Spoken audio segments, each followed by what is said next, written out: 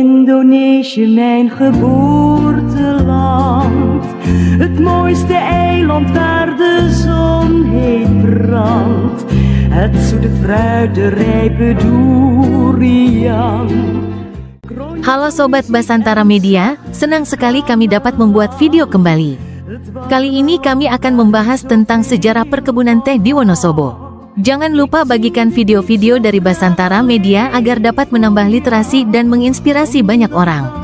Indonesia memiliki luas lahan perkebunan teh terbesar kelima di dunia, dengan luas sebesar 107.905 hektar pada tahun 2020. Sedangkan produksi teh Indonesia berada di peringkat ke-8 dunia, dengan produksi sebesar 138.323 ton pada tahun 2020. Sebanyak 69,15% teh yang diproduksi di Indonesia berasal dari Provinsi Jawa Barat.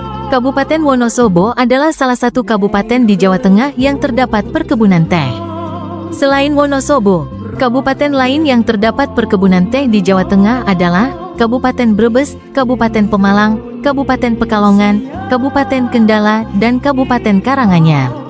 Dalam perkembangannya, perkebunan teh selain menghasilkan komoditas teh untuk konsumsi dalam negeri dan luar negeri, juga terdapat agrowisata yang banyak menarik perhatian wisatawan. Di balik kenikmatan dan kesegaran teh yang wangi, serta di balik keindahan hamparan perkebunan teh yang cantik dan memanjakan mata, terdapat sejarah yang panjang dan berliku. Mari kita telusuri sejarah perkebunan teh di Wonosobo bersama Basantara Media. Zo ben ik trots op mijn geboorteland. Je blijft voor altijd als ik jou bezing in mijn hart. Perkebunan merupakan aspek yang penting dalam menunjang perekonomian di Indonesia pada masa kolonial dan berlangsung lebih dari 1 abad. Awal munculnya perkebunan di Indonesia tidak dapat dilepaskan dari masa kolonialisme. Perkebunan teh di Kabupaten Wonosobo muncul karena adanya politik kulturstelsel yang diberlakukan pemerintah kolonial Belanda tahun 1830. Pada masa pemerintahan kolonial Belanda, perkebunan teh di Kabupaten Wonosobo mengalami perkembangan yang sangat pesat. Sedangkan pada masa pendudukan Jepang, perkebunan teh tersebut mengalami kemunduran karena digantinya tanaman teh dengan tanaman pangan sebagai penunjang kebutuhan perang tentara Jepang. Sejarah perkebunan teh di Kabupaten Wonosobo juga muncul akibat dari resolusi tanggal 18 Oktober tahun 1834 oleh pemerintah kolonial Belanda tentang pengusahaan teh di wilayah Wonosobo. Kabupaten Wonosobo dipilih karena mempunyai iklim dan suhu udara yang pas bagi tumbuhnya tanaman teh. Awal perkembangan perkebunan teh di Kabupaten Wonosobo, pemerintah kolonial terus-menerus mengalami kerugian, akhirnya menyewakan perkebunan mereka kepada NV Bagelenti dan Kinamat Secapih. Setelah terjadi proses nasionalisasi oleh pemerintah Indonesia pada tahun 1954, pengelolaan industri diserahkan kepada PPN, Perusahaan Perkebunan Negara, yang berdampak langsung pada terbukanya lapangan pekerjaan dan perbaikan infrastruktur desa Sedayu. Tanaman teh, Camellia sinensis, pertama kali masuk ke Indonesia tahun 1684 berupa biji teh dari Jepang yang dibawa oleh seorang berkebangsaan Jerman bernama Andreas Kleyel. Tanaman teh pertama kali ditanam bukan sebagai tanaman perkebunan, melainkan sebagai tanaman hias di halaman rumah Gubernur Jenderal VOC, Johannes Campuys di Batavia. Pada tahun 1826 tanaman teh berhasil ditanam melengkapi koleksi di Kebun Raya Bogor, dan pada tahun 1827 di Kebun Percobaan Cisurupan, Garut, Jawa Barat.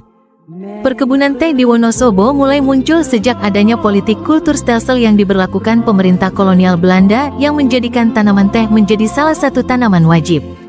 Latar belakang lain munculnya perkebunan teh di Wonosobo atau yang dulu dikenal dengan nama Bagelen sangat cocok sebagai tempat budidaya tanaman teh. Lokasi Kabupaten Wonosobo berada di perbatasan dengan Kabupaten Banjarnegara, Kabupaten Temanggung, Kabupaten Purworejo dan Kabupaten Batang dengan ketinggian sekitar 200 sampai 2,250 meter di atas permukaan laut serta rata-rata suhu udara antara 14,3–26,5 derajat Celcius. Sehingga Kabupaten Wonosobo dengan kondisi geografis seperti itu sangat cocok digunakan sebagai tempat perkebunan teh. Munculnya perkebunan teh di Wonosobo akibat perluasan komoditi teh yang telah diuji coba di Kebun Raya Bogor. Usaha pemerintah kolonial Belanda untuk memperbanyak tanaman teh memakan banyak biaya dan mengalami banyak kesulitan termasuk perkebunan teh di Kabupaten Wonosobo. Kondisi perkebunan di Kabupaten Wonosobo pada saat itu terkesan memprihatinkan. Hal ini disebabkan karena masih rendahnya produksi teh, sedangkan ongkosnya produksinya lebih tinggi. Awal berkembangnya perkebunan teh di Kabupaten Wonosobo masih menggunakan biji teh dari Cina, namun kemudian diganti dengan jenis teh asam dari India tahun 1902. Indonesia. 1. Perkembangan perkebunan teh di Wonosobo masa kolonial Belanda. Awal mula pengusahaan pembudidayaan tanaman teh di Kabupaten Wonosobo pada masa kolonial Belanda, proses produksinya belum mencapai hasil yang maksimal. Hal ini dapat terjadi karena pada awal pembudidayaan tanaman teh mengalami banyak kesulitan karena minimnya pengetahuan dalam budidaya tanaman teh. Dampak dari kerugian yang berangsur-angsur ini, banyak perkebunan teh yang dihapus dan disewakan pada pihak swasta. Pada tahun 1864 perkebunan milik pemerintah kolonial Belanda di daerah Bagelen Wonosobo disewakan pada De van der Sluij untuk unit perkebunan Tanjung Sari dan W de Jong untuk perkebunan unit Tambidan. Bedakah? Perjanjian jual beli itu dilaksanakan di kantor residen Bagelen pada hari Selasa tanggal 20 Desember tahun 1864. Pada bulan Maret tahun 1865 perkebunan di daerah Bagelen Wonosobo diberi nama Ledokace Tetuinen yang disewakan pada De van der Sluij dan W de Jong. Perkebunan-perkebunan tersebut kemudian dibeli oleh Mer MP van den Berg, A.W. Hoyle dan Ed Jacobsen yang kemudian mendirikan Bagelen Tea dan Kinamat Secapit. Pengolahan Bagelen Tea dan Kinamat Secapit diserahkan kepada firma John Pitt & Co yang berkantor di Jakarta. John Pitt mempunyai pengetahuan persyaratan dan cara pengolahan teh yang akhirnya kemampuannya tersebut kepada pengusaha-pengusaha teh di daerah Jawa. Teh jenis asam dari India mulai didatangkan pada tahun 1872 karena teh jenis ini dapat hidup dengan baik dan lebih tahan lama. Indonesia, ik hou van jou. De blije mensen en hun stille kracht. 2. Perkembangan perkebunan teh di Wonosobo masa pendudukan Jepang. Pada masa pendudukan Jepang, banyak hal yang terjadi di perkebunan teh maupun pada kehidupan masyarakat. Pada tahun 1943 dikeluarkan keputusan SKK yang berisi penyerahan sebanyak 30 perusahaan perkebunan teh kepada perusahaan sandang. Tanaman teh yang dibongkar diganti dengan tanaman palawija yang ditanam oleh rakyat dan akhirnya rakyat menjadi lepas dari penguasaan Bagelen Tea dan Kinamat Secapit seluas 74 hektar. Dampak dari pembongkaran tanaman teh tersebut adalah dikuasainya lahan bekas tanaman palawija dan tanaman non-teh lainnya oleh rakyat sekitar. Pada saat itu masyarakat yang haus akan kekuasaan tanah menyerbu masuk ke perkebunan teh. Emplasemen Tanjung Sari dimanfaatkan oleh pemerintah Jepang sebagai penjara untuk menampung para kriminal. Pada masa pendudukan Jepang, perkebunan teh di Wonosobo tiap kebun dipimpin oleh 1 hingga 2 orang Jepang. Sejak kedatangan tentara Jepang tahun 1942 sampai akhir pemerintahan Jepang, pabrik dan perkebunannya dijadikan penjara. Pada tahun 1948 kebun Tanjung Sari dikembalikan dari Dinas Kepenjaraan kepada perusahaan perkebunan.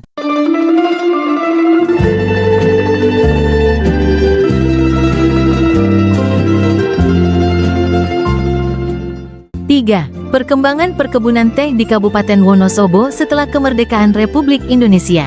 Kemerdekaan Indonesia pada tanggal 17 Agustus tahun 1945 membawa dampak besar bagi perkembangan perkebunan teh di Indonesia, khususnya perkebunan teh di Kabupaten Wonosobo. Perkebunan teh di Wonosobo yang semula milik perusahaan asing dengan nama Bagelen Tea dan Kinamat Secapit diambil alih oleh pemerintah Republik Indonesia yang terdiri dari 3 unit perkebun. Dalam hal ini yang bertindak adalah Pusat Perkebunan Nasional, PPN, yang berkantor di Kota Surakarta. Para tenaga kerja diangkat menjadi pegawai perkebunan negara dengan kantor perwakilan di Kota Magelang. Tahun 1949 terjadi konferensi meja bundar, KMB, di Den Haag dengan agenda acara penyerahan kedudukan oleh pemerintah Belanda kepada pemerintah Republik Indonesia. Semua perusahaan milik Belanda dikembalikan pada pemilik aslinya. Dampak lain dari perjanjian KMB adalah semua karyawan PPN dinonaktifkan oleh Menteri Kemakmuran dan kemudian lahirlah kelompok eks-pegawai PPN. Para eks-pegawai PPN kemudian membentuk kantor perkebunan gunung dan berkantor di Hotel Merdeka Wonosobo. Pada tahun 1950 pemilik Bagelen Tea dan Kinamat Secapi mengutus Krol dan Steenkelenvels datang ke Wonosobo untuk meninjau perkebunan teh yang ada di Tambi, Bedaka, dan Tanjung Sari. Gagasan Kementerian Kemakmuran memperoleh sambutan dari Gubernur Provinsi Jawa Tengah di mana pada bulan Juni tahun 1952 Gubernur Jawa Tengah mengeluarkan surat keputusan nomor AGL. Pihak Bagelen Tea dan Kinamat Secapi berniat untuk menjual perkebunannya kepada pihak lain yang pada akhirnya perkebunan tersebut diserahkan kepada para eks-pegawai PPN. Pihak Bagelen Tea dan Kinamat Secapi kemudian menyerahkan ketiga perkebunan tersebut pegawai PPN dengan surat pernyataan pelepasan hak atas kebun-kebun tersebut di atas segel materai Rp3 di Jakarta tanggal 29 April tahun 1954. Untuk memperkuat kedudukan hukum dari penyerahan ketiga perkebunan tersebut, maka didirikanlah maskapai oleh para eks-pegawai PPN dengan nama NVX PPN Sindoro Sumbing. Setelah terbentuknya NVX PPN Sindoro Sumbing, terjadilah perjanjian jual beli antara Bagelen Tea dan Kinamat Secapi dengan NVX PPN Sindoro Sumbing atas perkebunan Tambi, Bedaka, dan Tanjung Sari di Jakarta tanggal 26 November tahun 1954 nomor 1156. Dalam perjanjian jual beli tersebut telah disepakati bahwa pengalihan hak kebun teh milik Bagelen Tea dan Kinamat Secapi kepada NVX PPN Sindoro Sumbing dilakukan pembayaran secara simbolis dengan uang sebesar Rp1. Demikian telah resmi perubahan status dari ketiga perkebunan tersebut dari semula dalam penguasaan Bagelen Tea dan Kinamat Secapi menjadi dalam NVX PPN Sindoro Sumbing. Demikian penjelasan tentang sejarah perkebunan teh di Wonosobo. Di balik keindahan yang memanjakan mata dan di balik kenikmatan dan kesegaran teh ada fakta sejarah yang panjang. Mari kita syukuri atas warisan ini dengan memaksimalkan peran kita untuk pembangunan bangsa Indonesia.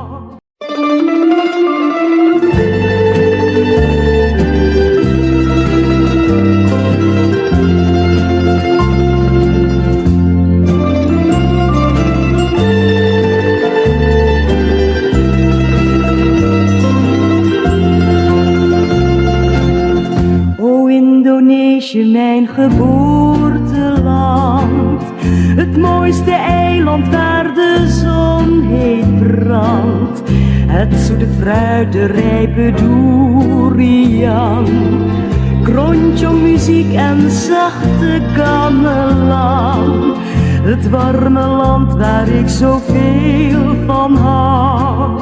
Ik zing dit lied zo graag alleen voor jou, omdat ik dan een beetje bij je ben en zo mezelf verwen.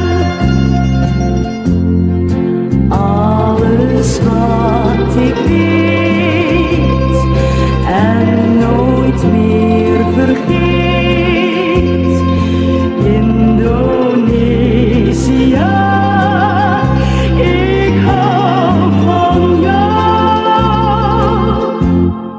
Mijn geboorteland, prachtig palmenland, Indonesië, ik hou van jou. De blije mensen en hun stille kracht, de rijke Saba's met hun groene pracht, waar de malati-bloem het mooiste bloeit en waar de klapperboom het snelste groeit, zoals de tjitjaks lachen aan de wand. Zo ben ik trots op mijn geboorteland. Je blijft voor altijd als ik jou bezing in mijn herinnering. Alles wat ik weet en nooit meer vergeet, Indonesië, ik hou van jou.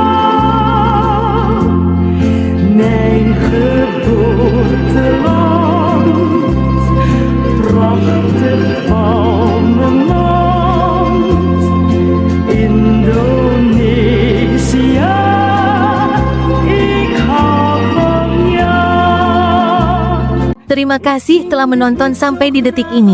Nantikan video menarik lainnya hanya di Basantara Media, menyuarakan inspirasi dan menggemakan literasi. en zo mezelf verwen. Alles wat ik wil.